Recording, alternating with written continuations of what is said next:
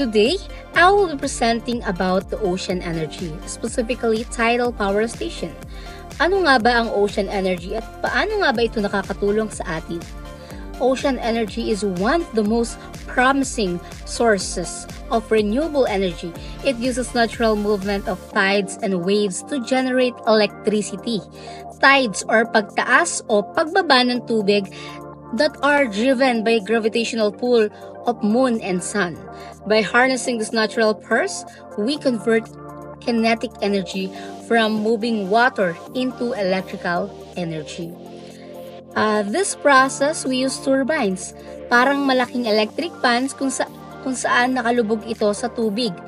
Habang umaagos yung tubig, papunta o papalayo mula sa baybayin, tinutulak nito ang turbines na umiikot. Ang pag-ikot na ito ay nagko-convert ng kinetic energy para maging kuryente. This type of energy is renewable, meaning hindi ito nauubos at sustainable dahil hindi ito nakakasira ng environment. Halimbawa ng mga lugar na malalapit sa coastal lines tulad ng England o South Korea, gumagana ang mga tidal power stations para magbigay ng kuryente sa mga bahay at negosyo. One of the most largest tidal power plants is Siwa Lake Tidal Power Station in South Korea, which generate enough electricity to power over 500,000 homes.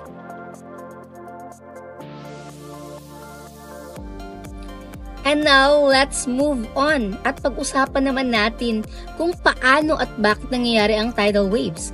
Alam natin na ang tidal ay ang pagtaas at pagbaba ng level ng tubig. Pero ano nga ba ang mga sanhi nito? Bakit predictable ang cycle nito? Ang pangunahing dahilan ng tidal waves ay gravitational pull ng moon at sun, katulad ng sinabi ko kanina. Mas malaki ang epekto ng moon dahil mas malapit ito sa Earth. Ang force ng gravity na ito ay nagdudulot na tinatawag na tidal force na nagiging sanhi ng dalawang umbok or bulges sa tubig ng Earth. The first one is the near side bulge. Ito ay umbok na malapit sa moon dahil direktang hatak ng gravitational force nito. And the second one is the far side bulge. Sa kabilang bahagi ng Earth, ang tubig ay umaangat rin dahil sa inertia at centrifugal force mula sa Earth-Moon system.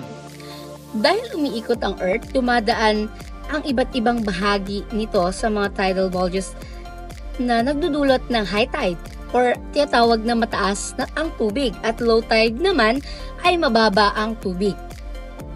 Halimbawa, sa mga lugar na Manila Bay, makikita ang pagtaas ng tubig sa umaga or high tide, kung saan ang tubig ay umaabot ng mas mataas na bahagi ng dalampasigan. Sa gabi naman, umaatras ang tubig or low tide at kita mo sa mga buhangin o mga bato ang seabed.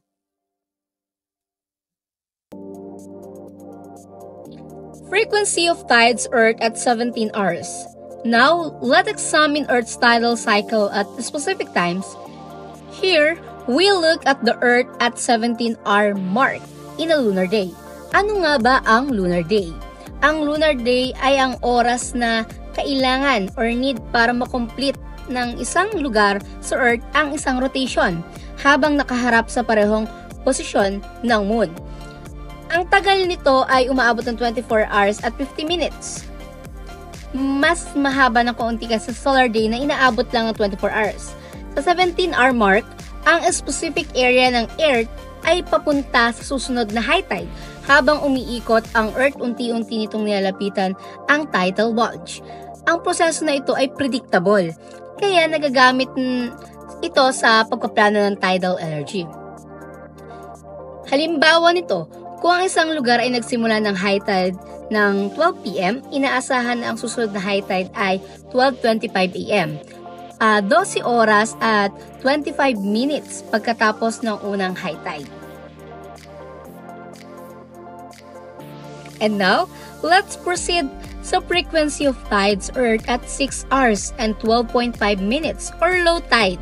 Sa puntong ito ng tidal cycle, nararanasan na ng ibang coastal areas ang low tide. Pagkalipas ng 6 hours at 12.5 minutes, ang lugar na nasa ilalim ng tidal bulge ay lilipat na sa ibang bahagi ng Earth. Dahil dito, ang tubig ay bababa at ang coastal ay magkakaroon ng low tide. Halimbawa, sa panahon ng low tide, ang mga mangingisda ay kadalasang gumagamit ng pagkakataong ito para ayusin ang kanilang bangka o mangolekta ng mga shellfish mula sa seabed na kapag lamang nakikita lamang ito kapag bumababa ang tubig. And for frequency and tides, Earth at 1 hour naman. Sa simula, ang tidal cycle sa unang oras pa lang, nagkakaroon na ng significant movement sa tubig. Sa 1 hour mark, ang gravitational force ng moon ay nagsisimula ng hilahin ang tubig papalapit dito. Ang tubig sa near side ay unti-unti nang tumataas na nagdudulot ng high tide sa lugar na pinakamalapit sa moon o sa buwan. Halimbawa, isipin mo na parang may string na nakakabit sa tubig at hinihila ito papunta sa moon. Sa kabilang bahagi naman ng Earth, nagsisimula ring mabuo ang far side bulge dahil sa centrifugal force.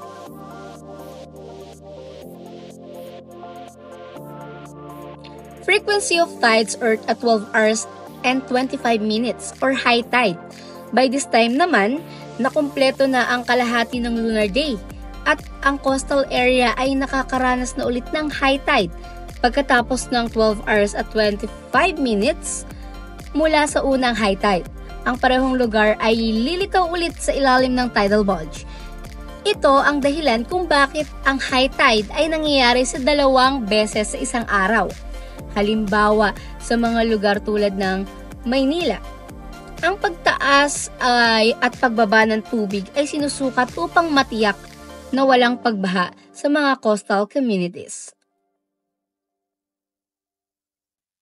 For our visual presentation of Earth's tides, now let's take a look at the visual presentation of it. Makikita natin sa slide na nagpapakita ito ng paggalaw ng tidal bulges habang umiikot ang Earth. Mapapansin natin ang 2 high tides, the near side and far side bulges, at 2 low tides sa pagitan. Ang visual na ito ay nagpapakita kung paanong predictable ang cycle ng tides. Kaya't nagagamit ang impormasyon na ito sa teknolohiya tulad ng tidal power stations. Sa pamagitan ng natural na rhythm na ito, nagiging possible ang paggamit ng tidal energy bilang solutions para sa pangmatagalang pangailangan natin sa kuryente. Causes and frequency of tides. The high tide on the side of the Earth facing the moon is called the high tide, and the high tide caused by the bulge on the opposite side of the Earth is called the low high tide. So, a low high tide may be understood as the moon's tidal force pulling the planet, not the ocean, toward it. Sinasabi lang dito na ang high tide and low high tide, ang high tide sa side ng Earth na nakaharap sa buwan ay tinatawag na high tide dahil sa malakas na gravitational pull ng buwan. Sa kabilang side naman ng Earth, may isa pang high tide na tinatawag na low high tide. Nangyayari ito dahil sa inertia, parang hinihila ng buwan ang buong planeta kaya ang tubig sa kabilang side na ay naiwan at nagbuo ng isa pang bulge o high tide. Causes and frequencies of tides. On the side facing the moon, the gravitational attraction between the Earth and the moon is the strongest on the side of the Earth that happens to be facing the moon. Simply because it is closer, this attraction causes the water on this near side. of the Earth to be pulled toward the Moon. As gravitational force acts to draw the water closer to the Moon, inertia attempts to keep the water on the place, but the gravitational force exceeds and the water is pulled toward the Moon, causing a bulge of water on the near side toward the Moon. Sabi lang dito na ang high tide on the side facing the Moon. Dahil mas malapit ang isang side ng Earth sa Moon, mas malakas dito ang gravitational pull nito. Dahil dito, nahihila pataas ang tubig sa side na ito na nagiging sanhi ng high tide, habang hinihila naman ng gravity ng buwan at sinusubukan ng inertia na pigilan ito. Pero mas malakas ang gravity kaya may nabubuong bulge sa tubig patungo sa buwan. On the side opposite the Moon. On the opposite side of the Earth or the far side, the gravitational attraction of the Moon is less because it is farther away. Here, inertia exceeds the gravitational force and the water tries to keep going in a straight line, moving away from the Earth, also forming a bulge. So, in gravity and inertia act in opposition of the Earth ocean, creating the tidal bulges. On the sides of the planet, on the near side of the Earth, the tidal facing the Moon, the gravitational force of the Moon pulls the ocean's water towards and creating one bulge. On the far side of the Earth, inertia dominates, creating a second bulge. So sinasabi lang dito na high tide on the side opposite the Moon, sa kabilang side ng Earth, mas mahina ang gravitational pull ng Moon dahil malayo dito, malayo ito.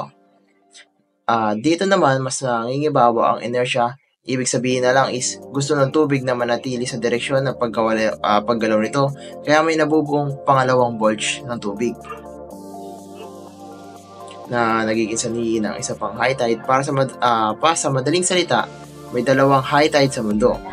Isa sa side ng malapit sa buwan at isa sa kabaligtaran na side dahil sa inertia. Ganito ang dahilan kung bakit may dalawang high tide at dalawang low tide kada araw sa karamihan ng bahagi ng mundo.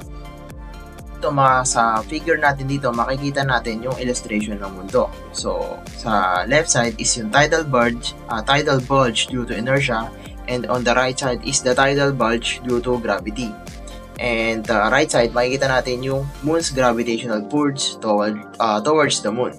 So, sa figure natin na ito ay magpapakita kung paano nabubuo ang tides ng Earth dahil sa gravitational pull ng Moon at ang epekto ng inertia. So, sa una is yung tidal bulge due to gravity. Yung pink na parte sa side na malapit sa Moon ay dahil sa gravitational pull ng Moon. Hinahatak ng gravity ng Moon ang tubig sa side na ito, kaya nagkakaroon ng mataas na tubig o high tide. Sa pangalawa naman is yung tidal bulge due to inertia. Sa kabilang side naman, kahit malayo sa Moon, may high tide din. So, bakit nga ba? Dahil sa inertia o yung tendency ng tubig na magpatuloy sa direksyon nito habang umiikot ang Earth. Para siyang counterbalance sa pull ng Moon. Basically, dalawang high tides ang nangyayari sa isang araw dahil sa gravity at isang dahil sa inertia. Tandaan na lang na ang Moon ang bida dito, pero ang Sun ay may konting ambag din. As for this slide, the image shows a table listing the largest tidal power stations as of May 5, 2021. The table includes the station name, its capacity in megawatts, and the country where it's located, as well as the year it was commissioned. For the data, it reveals that the Siwa Lake Tidal Power Station in South Korea is the largest with a capacity of 254 megawatts, commissioned in 2011. For other notable stations, it includes the Rance Tidal Power Station in France and the Annapolis Royal Generating Station in Canada. Moving on, this image is an aerial view of the Siwa Lake Tidal Power Station in South Korea. It shows the massive dam structure extending across a large body of water with a road running along its top. So the photo also highlights the scale of the project, showcasing the significant engineering involved in harnessing tidal energy. And you can see the turbulent water around the dam, indicating the power of the tides being channeled for electricity generation. As for the next image, it shows a closer view of a section of the Siwa Lake Tidal Power Station. The photo focuses on the dam structure with a large yellow crane visible, likely used for maintenance or construction. So the turbulent water rushing through the dam's gates emphasizes the power of the tides being harnessed. Now let's talk about the three main types of the tidal power generation. Firstly, the tidal stream generator, secondly, the tidal barrage, and lastly, the tidal lagoon. Moving on, this slide delves into the specifics of tidal stream generators, a type of tidal power technology. It explains that these generators are similar to wind turbines but operate underwater using the water's current to turn blades connected to a generator. So it highlights that while they produce more electricity than wind turbines due to water's higher density, they are also more expensive to manufacture because of the need for stronger, more robust construction. So a key fact mentioned is that the world's first tidal stream generator was built in 2007. And as for this slide, this diagram illustrates the three main ways tidal stream generators are anchored to the ocean floor: the sunken pile, the gravity base, using a concrete block, and tripod. Each method shows a turbine submerged in the water with a tidal stream pushing the turbine's blade to generate electricity. And also, this diagram visually explains the different foundation types used to secure these underwater energy generators. Moving on, this is a 3D rendering of a tidal stream generator farm. This image shows multiple turbines submerged in the ocean with their propellers visible beneath the surface. Above, the waterline supporting structures extend upwards, likely housing the electrical components and navigational aids.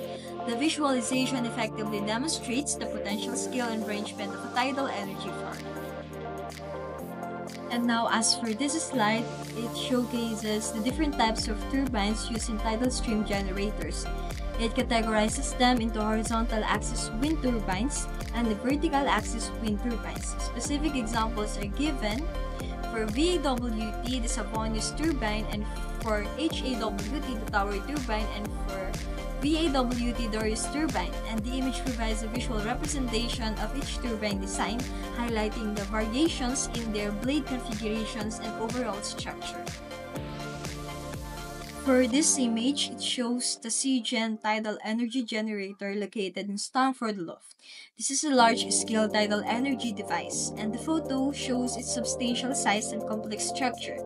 The visible turbine blades and the supporting tower suggests a significant capacity for generating electricity from tidal currents, and this image likely depicts the generator during operation or maintenance. Seeing the image presented, it shows a different perspective of a CGen tidal energy generator in Stamford Loft, and compared to the previous image, this one offers a clearer view of the structure's overall height and the relatively calm water surrounding it. The absence of the turbine blades in this view suggests the generator may be idle or in the maintenance phase. The bright sky and calm sea contrast with the dark, imposing structure of the generator.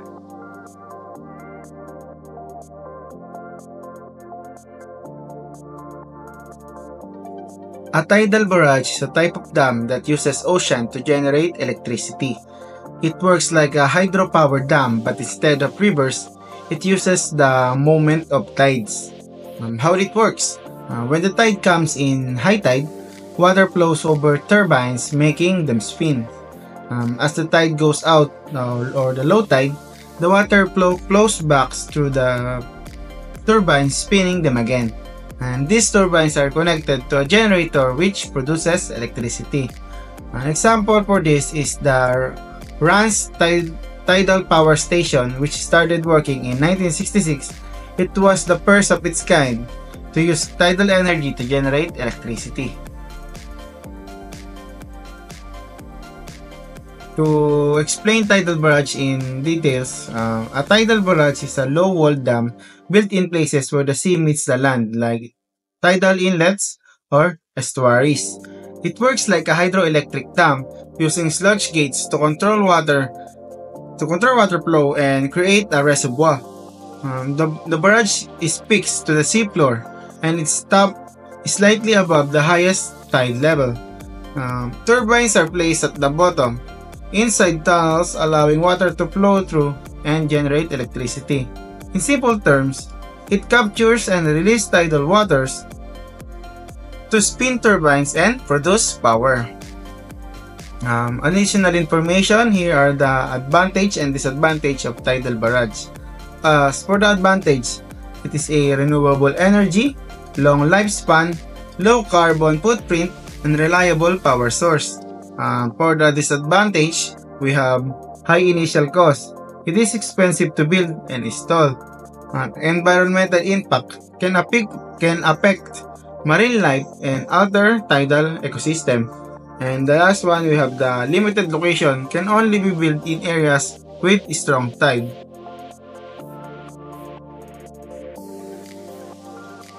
In this presentation, we can see the Reims Tidal Barrage in France.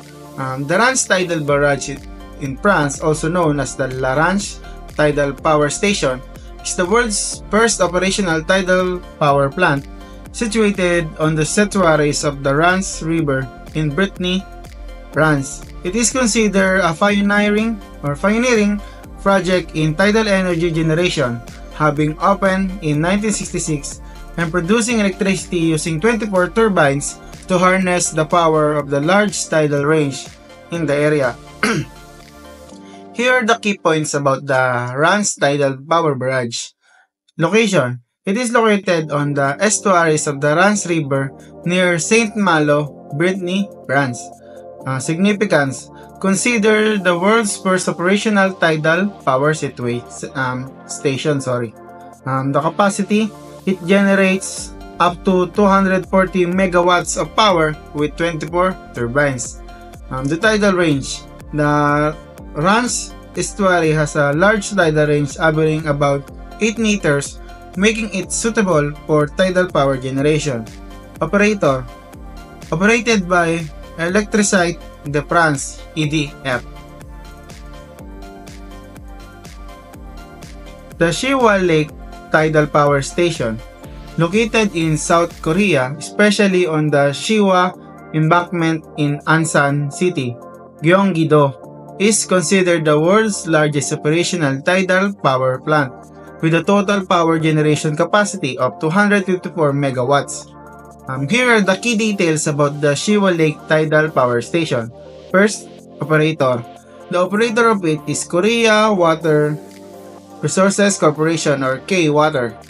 Power capacity, as I mentioned, 254 megawatts. The generation method utilize the change in water level between high and low tides to generate electricity by storing water during high tide and releasing it to the turbines during low tide. Turbines: 10 submerged bob turbines, each with 25.4 megawatts capacity. Construction period: 2003 to 2011. Environmental impact: considered to have positive environmental benefits by helping to reduce pollution in Siwa Lake area by reintroducing seawater flow. Kagaya nung dalawang nabanggit na tidal power station, mapapansin natin na sarado siya in both ends. Kumbaga, yung isang kinako-connecta niya yung dalawang body of lands or sabihin nating isla na walang tagas, kasi para maximize natin yung pag-i-store natin ng tides while in high tides and to low tides, kailangan natin na lahat na yun is masasakop natin. Kaya mas maganda na kung mas maganda yung mag-generate nating electricity kung yung both end to end is walang tatagasang tubig. The tidal barrage flood generation, the top diagram. During high tide, water flows from the sea into the tidal basin. The sluice gates are closed initially, creating a difference in water level or the head height. When the water level outside is higher than inside, the sludge gates are opened, allowing water to flow into the tidal basin to the turbine tunnels. This flow of water spins the turbine, generating electricity. The next one, we have the tidal barrage EBB generation, or the bottom diagram. During low tide, water is stored in the tidal basin while the sludge gate remains closed. As As the tide goes out and the sea level drops, the stored water in the basin has a higher level than outside. The sluice gates are then opened. Water flows out of the tidal basin through the turbine, generating electricity. Here are the key concepts. Both methods utilize the difference in water level or the head height to drive turbines and generate power. The flood generation method uses the incoming tide, while the EBB generation method uses the outgoing tide. Pasensya na po sa drawing. So ngayon, itatry kong i-explain kung paano nag-work yung tidal energy power plant.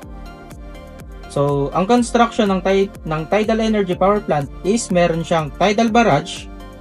Sa ilalim niya ay merong draft tube, at sa loob ng draft tube ay mayroong turbine. Yung turbine ay nagko-consist ng propeller. Ito yung propeller. And sa loob ng propeller, ay sa loob ng turbine is nakakonekta yung propeller sa generator. Sa magkabilang side naman ng tidal barrage ay mayroong wicket gates. So ito yon, dalawang gate yan. Dito sa right side ay yung bay area, and dito sa left side is yung sea area. So let's say initially ang level ng tubig is pantay. Pantay ang level ng tubig sa sea area and bay area. Bago mag high tide is isasara ang gate sa magkabilang side. Kapag nagsara yan at nag high tide, tataas ang level ng tubig sa sea area. Let's say umabot siya ng hanggang dito. So yung level ng tubig na yan, once na ma-reach yung at least 2 meters, ay maaari nang buksan yung magkabilang gate. And kapag binuksan yung magkabilang gate, ay aagos ang tubig mula sa sea area papunta kay bay area. Kapag umagos yan, ay dadaan siya kay propeller. And kapag umikot si propeller, ay iikot din yung generator na magkakos ng pag-produce ng tidal energy. Habang dumadaan ang tubig mula kay sea area papunta kay bay area, ay bumababa ang tubig dito kay sea area. Dahil nababawasan ng tubig dito. At pumupunta naman siya kay bay area. And once na magpantay sila, ay isasara na ulit yung gate. And kapag naisara na yung gate, ay aantayin ulit na magkaroon ng low tide. So kapag nagkaroon ng low tide, ay bababa naman ang tubig dito kay sea area at mananatili itong tubig kay bay area. So ito yung tinatawag na reservoir. Kapag bumaba ang tubig dito kay sea area, let's say napunta dito ang tubig,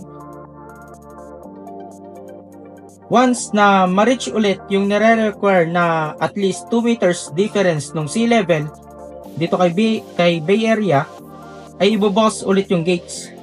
Kapag binukas yung gates, ay magpa-flow ang tubig mula dito kay bay area papunta kay sea area. Yun naman ang tinatawag natin na backflow.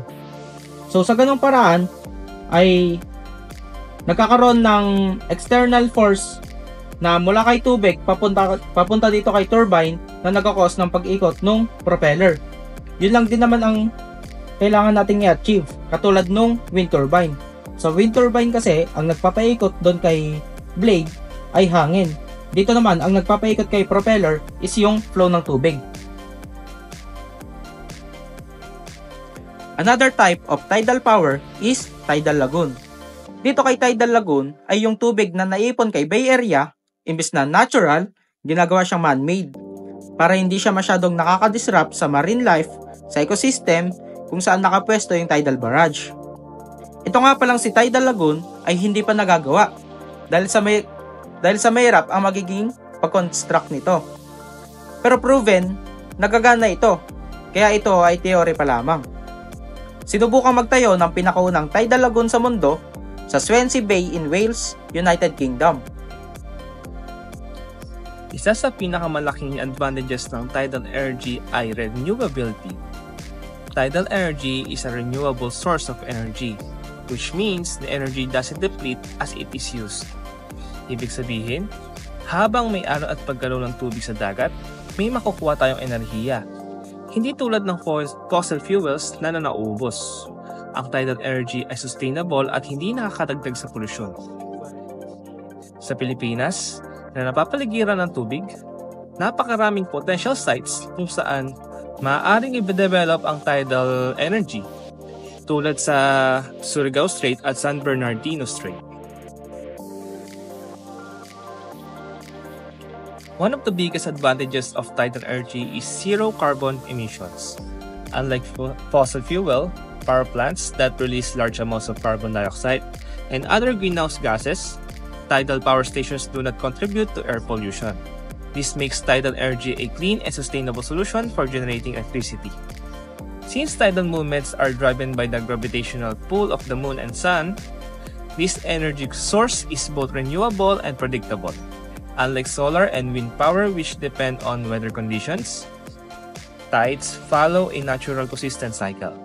This makes tidal energy a reliable option for sustainable electricity generation. Ang susunod na advantage ay ang pagiging predictable ng tidal energy. Tidal currents are highly predictable. Low and high tides follow known cycles, making it easier to know when power will be produced throughout the day. Sa madaling salita, alam natin kung kailan tataas at bababa ang tubig. Kaya madali nating mapaplano ang energy production. Hindi ito katulad ng solar at wind energy na nakadepende sa weather conditions. Kung walang araw o mahina ang hangin, mahina rin ang energy production. Dahil dito, mas stable at reliable ang tidal energy sa pagbibigay ng kuryente.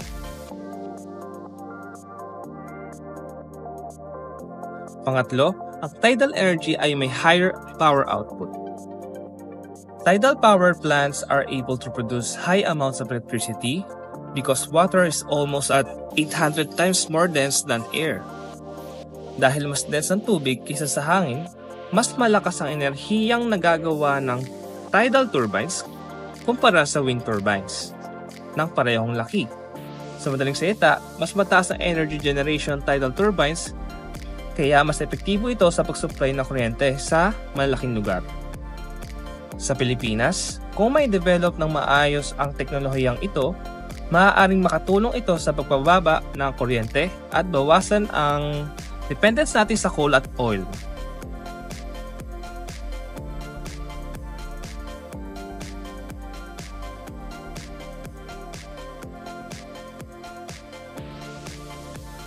So, syempre, kung merong advantages, meron din tayong disadvantages. So, syempre, ang tidal energy or enerhiya mula sa alon at agos ng dagat ay isang promising na pinagkukunan ng mas malinis also na enerhiya. So, ngunit tulad ng ibang renewable energy sources, meron din itong hamon at limitasyon ang tidal energy. So, isa sa pinakamalaking disadvantages ng tidal energy ay ang limitadong mga lugar kung saan maaaring itayo ang mga power plant. So, syempre, para magtayo ng isang tidal power plant, kinakailangan itong ilagay sa mga lugar na may coastline. Kaya ang mga potential na site ay limitado sa mga baybaying estado. So, yun. Bukod dito, ang mga tidal power plants ay kailangang itayo sa mga lugar kung saan malaki ang pagkakaiba sa taas ng tubig sa pagitan ng high at low tide. So, kung walang sapat na pagkakaibang ito, mahirap magpatakbo ng turbines. So, kaya ito ay nagiging hadlang sa malabakang pag-install ng tidal energy. So, kaya ito ang nagiging sanhi ng kahirapan sa pagpapatupad ng tidal power sa maraming lugar. Ngunit may isa sa malaking hamon na kinakaharap ng industriya ng tidal energy. So, yeah. Siyempre, isa pa dito is yung gastos sa pagpapatayo ng isang tidal power plant. Siyempre, mataas yung need mong pera para makapagpatayo. So, isa ito sa mga disadvantages ng teknolohiyang ito. So, ang mga tidal energy turbines ay kailangang mas matibay kaysa sa mga wind turbines dahil sa tindi ng agos at tubig sa ilalim ng dagat. So karamihan sa mga tidal power plants ngayon ay gumagamit ng tidal barrages at ang pagtatayo nito ay sobrang mahal. So halimbawa nito is yung sa Rance Power Plant na itinayo doon sa France ay nagastos ng malaki at tumagal ng halos 20 na taon lamang so bago ito naging sulit. So ito ang isa sa mga dahilan kung bakit ang planong Severn Barrage ay hindi na itinuloy. So yun.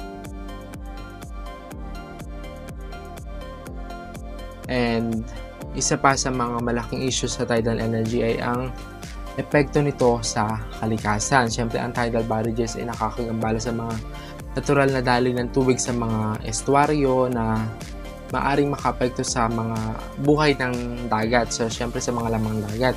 Pati na rin sa kanilang mga reproductive na cycles. So, yon. May mga underwater turbines din na maaaring magdulot ng panganib sa buhay nga ng dagat sa mga lamang dagat tulad ng pagkamatay ng mga isda at iba pang marine species. So, gayon pa man, ang mas malaking hayop lamang ang maaaring maapektuhan ng mga tidal stream generator. So, sa Rance, ulit, halimbawa, pagkatapos ng pagtatayo nila ng tidal barrage, nagkaroon ng malalang epekto sa lokal na kapaligiran sa unang mga taon. So, ngunit sa 10 taong matapos iyon, bumalik din naman yung mayamang biodiversity sa estuaryo ng Rance. So, syempre kung iistimahin mo yun, sobrang tagal na 10 taon bago bumalik sa dati yung mayamang biodiversity ng lugar nyo. So, yun. Sa Siwa naman, matapos maitayo ang seawall noong 1994, nagkaroon din ng polusyon sa bagong likhang Siwa Lake Reservoir. So, yun. Na naging sanhi ng hindi pagkakaroon ng tubig na pwedeng gamitin sa agrikultura. So, ang konsentrasyon ng perfluorooctane sulfonate or the PFOS sa reservoir na ito ay kabilang sa pinakamataas na sukat sa kalikasan. So, bagaman maraming benepisyo ang tidal energy tulad ng pagiging malinis, renewable na pinagkukunan ng enerhiya, malaga ring isa-alang-alang siyempre yung disadvantages nito. So, yung mga hamong ito ay nagsisilbing paalala na kailangan natin na mas makabago at mas sustainable na solusyon upang magtagumpay yung paggamit natin ng teknolohiyang ito sa hinaharap na panahon.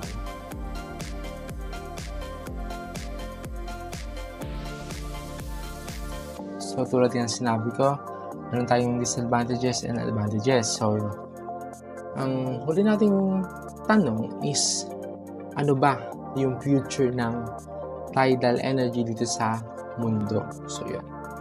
So, ang tidal energy ay may malaking potential na magbigay ng lahat ng kuryenteng kailangan natin. So, para tuluyang mapalitan yung paggamit natin ng mga fossil fuels. So, ayon sa Seismic Atlantis Energy, ang alon ay nagdadala ng malaking dami ng tubig 2 beses sa isang araw. So, kung magagamit ito, maaari itong magbigay ng mas malaking bahagi ng enerhiya na tinatayang 20% ng pangangailangan ng Britain. So, gayon pa man, ang teknolohiya ng tidal energy ay kamakilan lang pinakilala at mayroon pang mga hamon na kailangang malampasan. So, sa kabila nito, patuloy yung mga makabagong hakbang upang mas mapaunlad pa itong teknolohiyang ito. So, yung mga kumpanya at universidad sa Britain ay aktibong nagtatrabaho upang makabuo ng bagong henerasyon ng teknolohiya. So, ang mga pagsisikap na ito ay upang suportahan yung mga grant mula sa 50 million Marine Renewables Deployment Fund na layuning mapabilis ang pag-unlad ng mga makabagong renewable energy solutions. So, yun. Halimbawa nito yung halos 10 taon na ang nakalimpas na mula nung itinayo yung Southwest Regional Development Agency, ang Wave Hub na pinakamodernong open access na site para sa testing ng offshore renewable technologies na matatagpuan sa halos 16 kilometers mula sa baybayin ng Cornwall. So, dito sinusubok yung mga makabagong technology ng tidal energy upang mas mabilis o mapabilis yung kanilang pagpapakilala din sa merkado. So, isa pang kumpanya na gumagawa ng ingay sa United Kingdom ay yung European Marine Energy Center. So yung EMEC sa Orkney, Scotland, dito sinasagawa yung mga experiment upang mas mapabuti yung mga teknolohiya ng tidal energy na may layuning maghatid ng mas maraming kuryente mula sa dagat sa mga darating pang mga taon. So habang patuloy yung mga pagsusumikap ng pananaliksik at pag-unlad, ang tidal energy ay malaking pangako para sa hinaharap. Kung magtatagumpay yung mga teknolohiyang ito, maaari natin makita yung mundo na hindi na umaasa sa mga fossil fuels, kundi sa mga malinis at renewable energy mula sa dagat. So, ang hinaharap ng tidal energy ay puno ng potensyal. Ang patuloy na inobasyon at pagsusumikap ay magdadala sa atin ng mas malinis at mas matatag na enerhiya mula sa dagat. So, kumbaga dito natin mapapatunayan yung mahalin mo yung kalikasan mo, kasi sila din yung magbabalik nito o magbabalik ng kailangan mo. So, kumbaga dito natin mapapatunayan yung kalikasan natin is malaking tulong talaga para sa atin. So, yeah.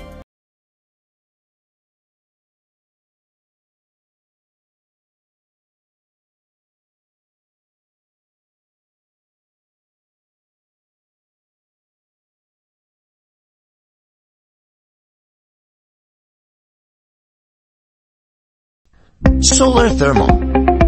The term solar thermal is used to describe a group of technologies that capture the heat energy from the sun and use it for various forms of heating and the production of electricity. For heating, solar thermal systems are referred to as passive or active. Passive systems are more basic and have no moving parts. They simply rely on design features to enhance our ability to capture and use the sun's rays, like a greenhouse or a solar oven. Active systems have mechanical components like fans or pumps to circulate heat-carrying fluids. These systems could be used for residential or commercial heating. For electricity production, high-temperature solar thermal systems called concentrated solar power, or CSP, use groups of mirrors to concentrate solar energy on a central collector. This produces temperatures high enough to generate steam, which then turns a turbine, driving a generator to produce electricity. CSPs are primarily found in desert locations where space and sunlight are abundant.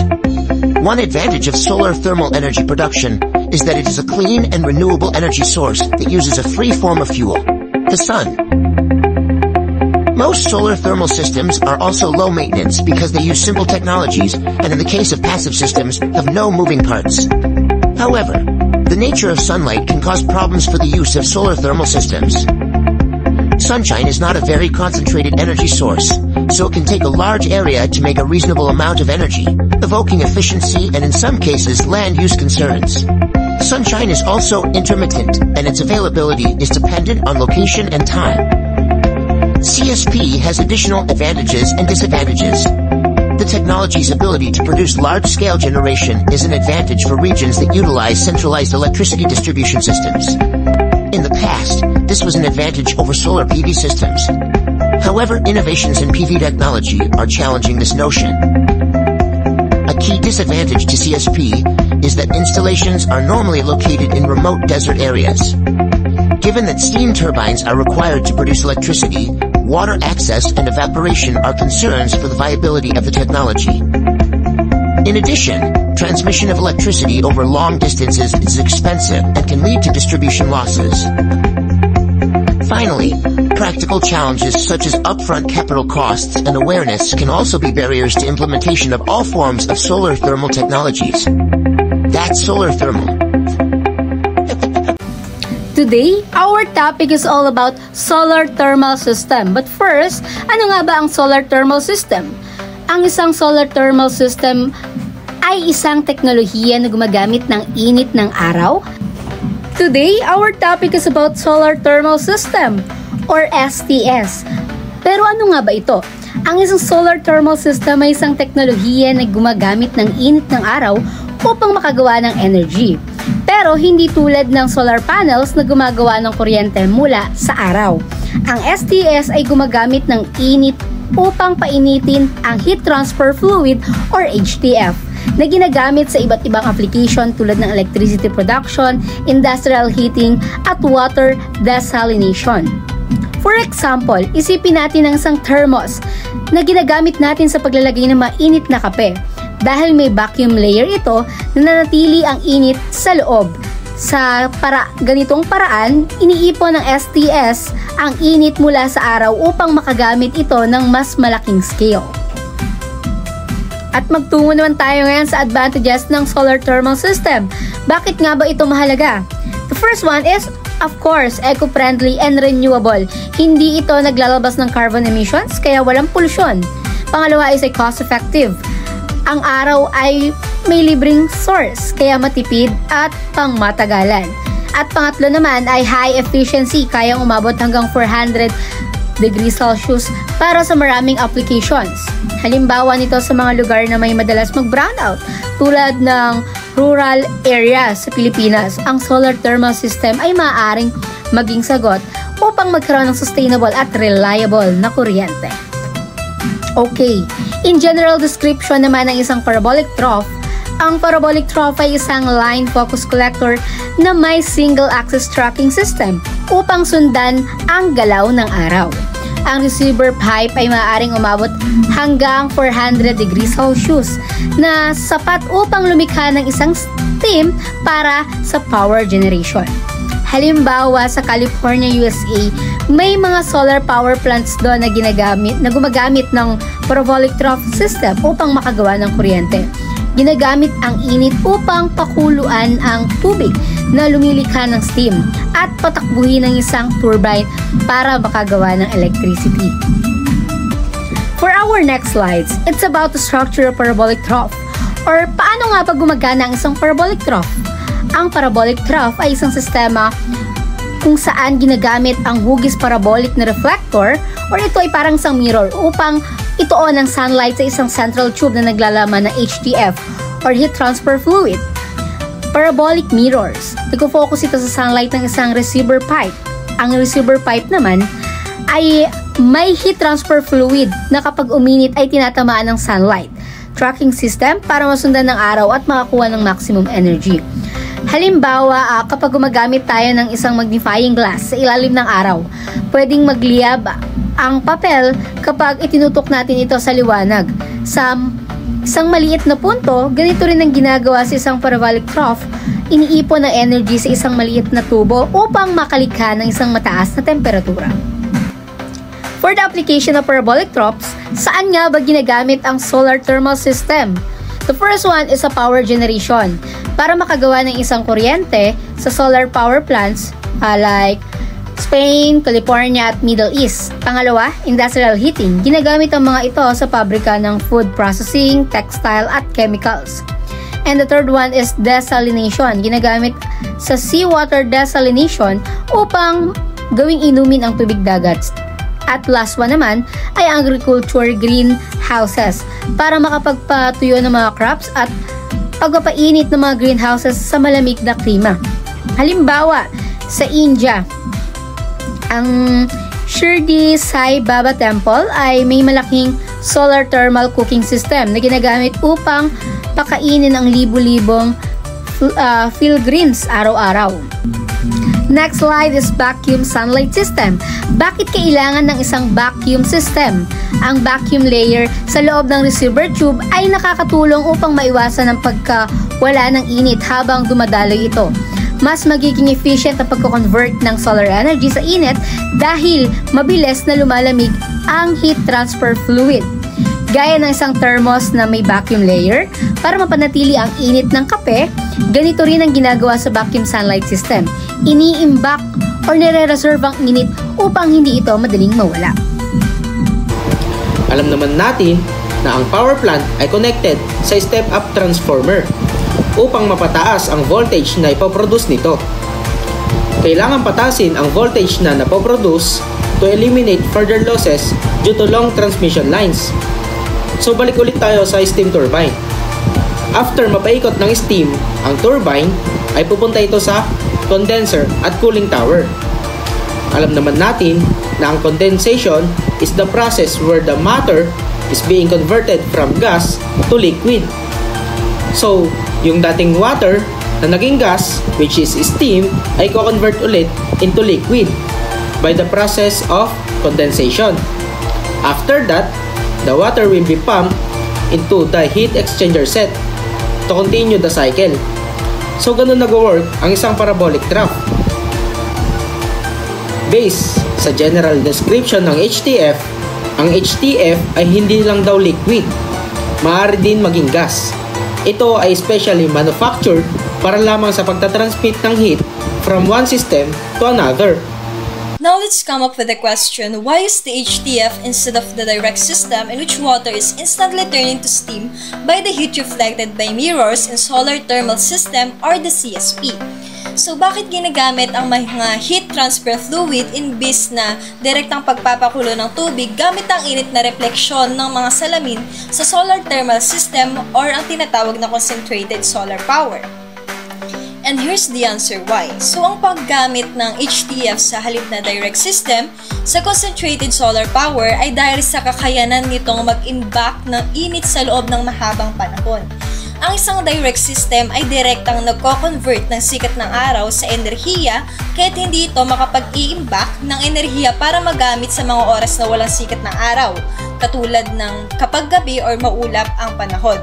So, ang HTF or ang mga heat transfer fluids, dahil sa mataas na heat capacity nito, ay nag-iimbak ng init na nakolekta sa araw at inilalabas ito kapag kailangan. Kaya't nagbibigay ng patuloy na supply ng energy kahit na wala ng direktang sikat ng araw. So, sa madaling salita, ang HTF ay nagsisilbing energy storage solution na hindi kayang gawin ng isang direct system. Next are the listed heat transfer fluids or DHTFs, including air, water, molten salts, glycol-based, glycerol-based, and the synthetic oils. These are used in concentrated solar power systems because they possess varying combinations of desirable properties. These properties include high heat capacity for efficient energy transfer, thermal stability to withstand high temperatures, low vapor pressure to prevent system issues, chemical stability for longevity, and ideally non-toxicity and environmental friendliness. So the optimal HTF choice depends on the specific CSP system's temperature requirements and other operational considerations. When selecting heat transfer fluid for a solar thermal power plant, several key characteristics must be considered. This includes operating temperature, life cycle, heat transfer capability, heat storage capacity, overall safety, and cost. And the choice of HTF is crucial for optimal efficiency and system performance. The setup includes an array of large number computer-controlled tracking mirrors known as heliostats. Sunlight can be concentrated as much as 1,500 times its normal intensity. These mirrors moves in a dual axis and are located at the ground level, which collects energy from the sun, then reflects it toward a receiver which contains HTF located at the top of a tower. The HTF is being heated around 600 degrees Celsius, and just like in parabolic trough, this HTF through pipes, it goes to a set of heat exchanger. Then it transfers heat to the water, thereby generating high pressure superheated steam, which is being used to turn a steam turbine. As you can see in this presentation, this is what we call a solar power tower. Notice the hundreds of heliostats that seems to be looking up to the tower. That amazing mirrors reflects the sunlight to the receiver at the top of the tower that contains the HTF. And as the HTF heats up, the process, just like other solar thermal system, goes on. This diagram shows the process that happens to a solar power tower. The process starts by the heliostat reflecting the sunlight and redirecting it to the central tower receiver. The reflected sunlight then heats up the HTF that located in there. Some of the HTF stores in the hot salt tank, and some proceeds to go through the heat exchangers to turn water into pressurized steam that will spin the turbine to generate electricity. After the steam pass through the turbine, the steam will now go to the condenser, turning the steam into liquid again. And the process continues just like a cycle. linear Fresnel reflector. This is the general description of it.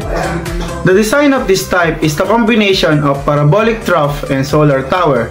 This uses flat mirrors instead of parabolic mirrors used in parabolic trough. These flat mirrors moves in one axis only, unlike solar towers and parabolic dish which moves in two. It adapts the working of solar tower where the mirrors on the ground collects light from the sun and reflects it toward a fixed receiver located above. Previous design generates steam directly without the use of HTF, which are now obsolete.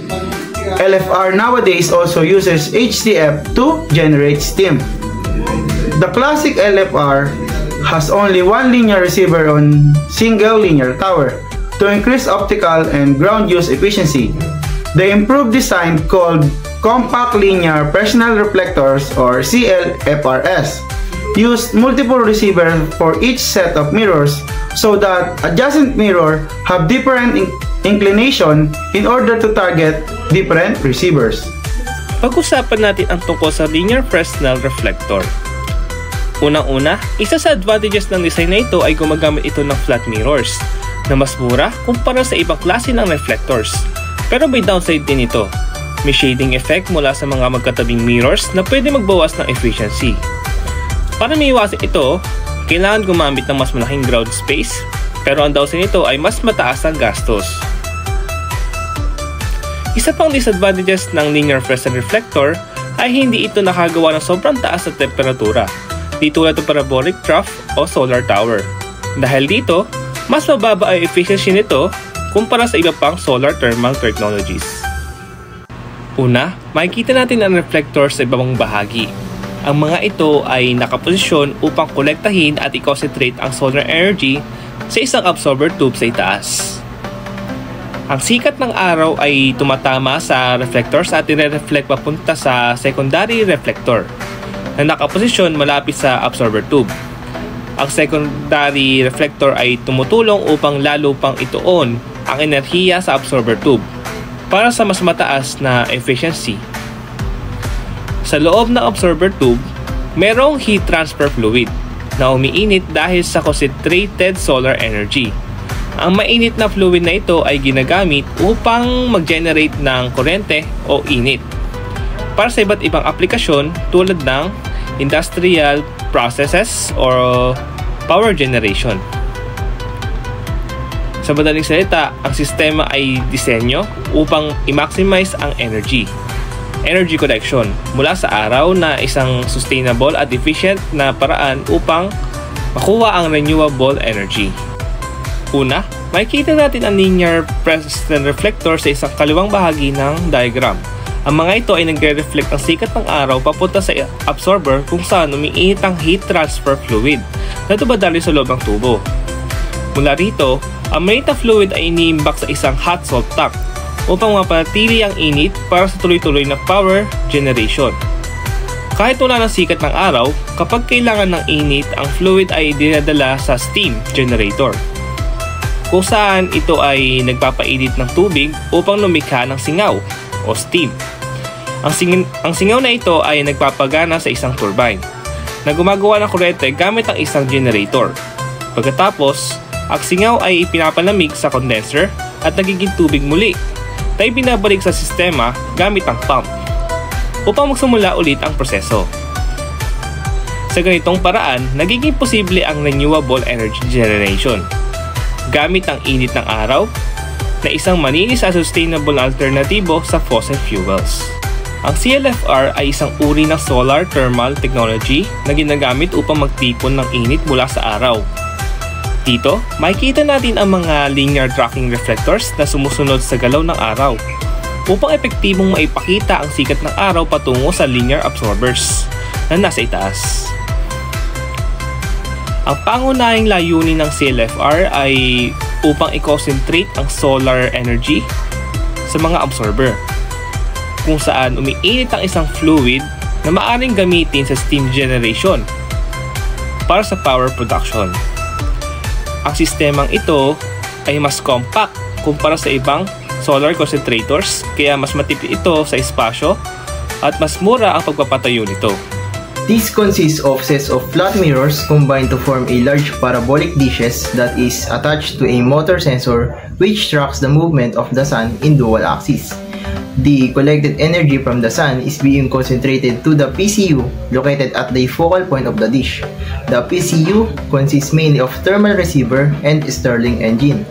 The thermal receiver, which is a heat exchanger, transfers its heat to the Stirling engine, causing it to reciprocate. This reciprocating movement causes the rotation of an electric generator.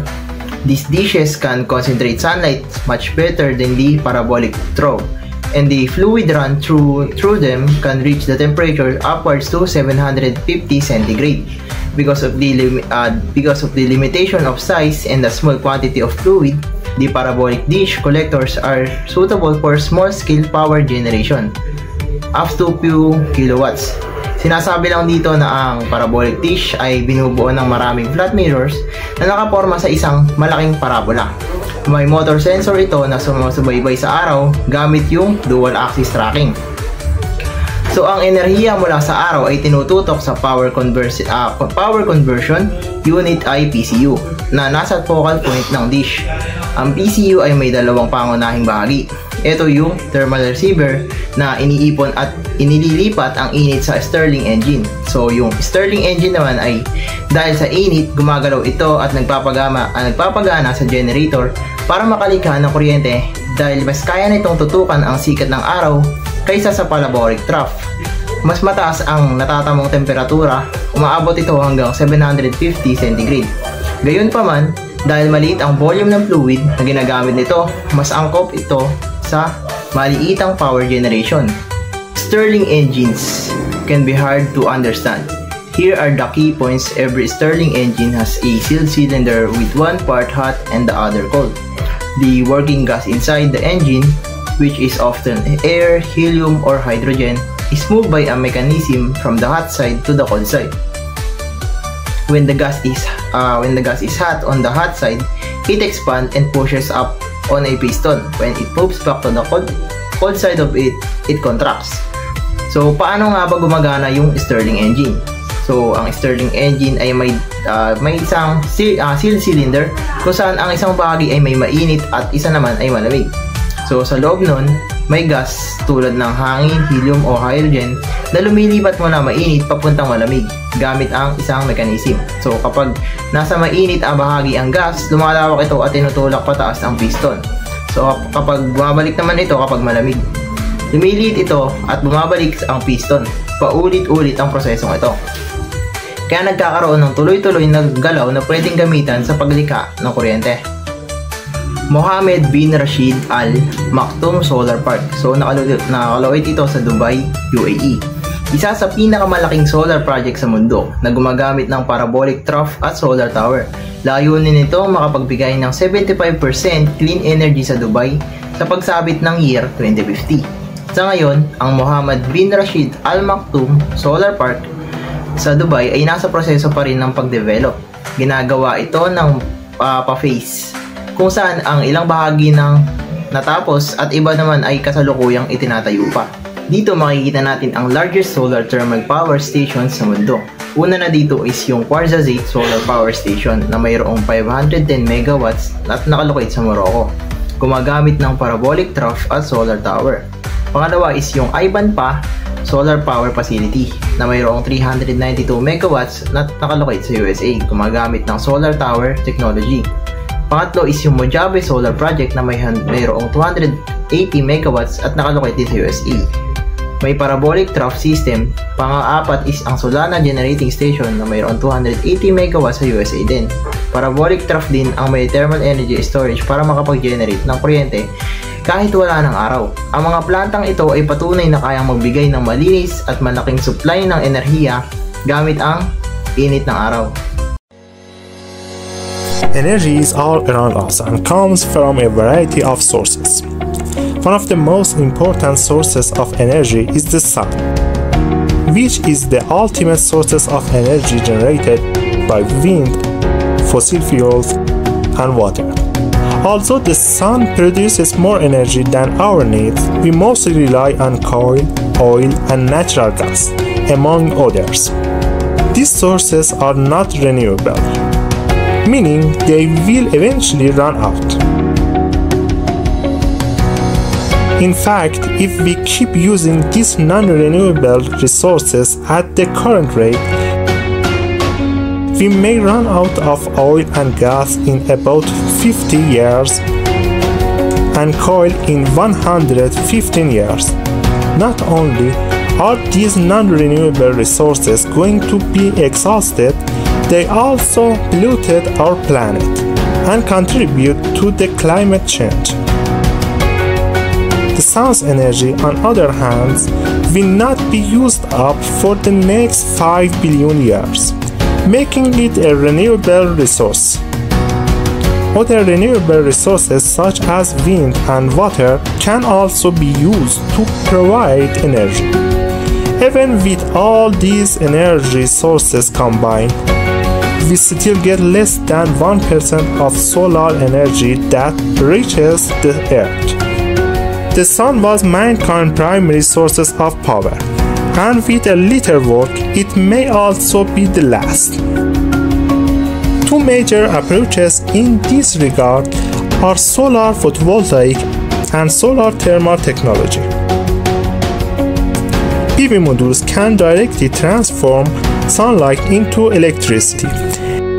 There is another type of photovoltaic solar panels that concentrate sunlight and are thus more efficient than conventional photovoltaic panels. In contrast, solar thermal technology converts sunlight into heat, producing vapor that flows through a steam turbine that generates electricity. Sun rays can be used in the daytime to produce energy. But what to do at night to generate energy? Part of energy produced during the day can be stored for night use. Thermal energy storage is cheaper than electric storage. Let's look at different types of solar concentrators. There are 4 categories of solar thermal power plants: parabolic throw power plants, Fresnel collector power plants, central receiver power plants, parabolic dish power plants. Parabolic dish power plants are not widely used. Increasing the efficiency of solar thermal plants requires increasing their concentration and the land use factor. There are limits to achieve this target for all types of existing solar concentrators, such as shading and blocking.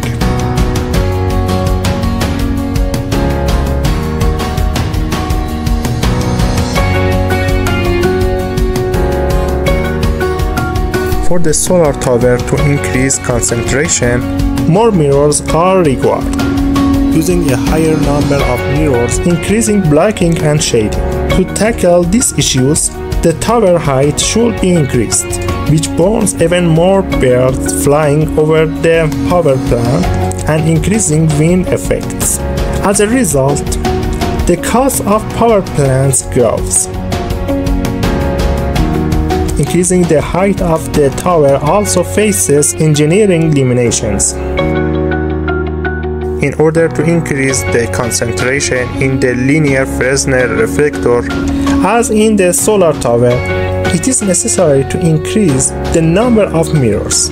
Using more mirrors enhances blocking and shading. To avoid these problems, the receptor height must be raised. The optical efficiency of Fresnel collector is lower than that the other solar concentrators. With increasing receiver height, the optical efficiency of Fresnel collectors decreases. Regarding a parabolic throw collector, as the collector aperture increases, the shading grows. A workaround is to set up the collectors at a greater distance from each other. Accordingly, the land use factor decreases and the plumping increases, leading to enhanced heat loss. In addition, owing the rise in the collector's aperture, the height of these collectors increases. This augments the effect of the wind on these collectors. Consequently, a more reinforced structure and a bigger sun tracker are necessary to face the wind force. For all existing solar thermal power plants, there are limited ways to increase its concentration and the land use factor. In recent decades, there have not been a significant innovation in solar thermal power plants. This has led to the higher cost of electricity generated by solar thermal power plants than that by photovoltaic panels. Given that the rate of reduction in the cost of electricity generation by photovoltaic cells has slowed down in recent years. One innovation in solar thermal collectors could make the electricity generated by these collectors cheaper than that by photovoltaic panels. At this moment, we are introducing the next generation of solar collectors that will having the advantages of existing solar thermal collectors cover their disadvantages. In the next generation of solar collectors, a flexible reflector located close to the Earth's surface serves to focus sunlight. As the reflector is located near the Earth's surface, the effect of wind force on the structure is reduced. For example, for conventional PTC collectors with the aperture width of 5.8 meters, the maximum height of collectors can reach up to 6 meters, while for next generation of solar collector with the aperture width of 15 meters, the maximum height of collectors is 3 meters. In other words, we are able to reduce the number of absorbent tubes. Also, without creating shadows and blocking, these solar collectors can be brought closer to each other and have an excellent land use factor up to 100%, as well as minimal plumbing and heat loss. Because the land use factor of conventional solar thermal power plants is low and the land near the customer residence is expensive, conventional solar thermal power plants are building far away from cities. The excellent land use factor of the next generation of solar collectors can reduce the distance between solar power plants and urban areas, while diminishing power transmission losses.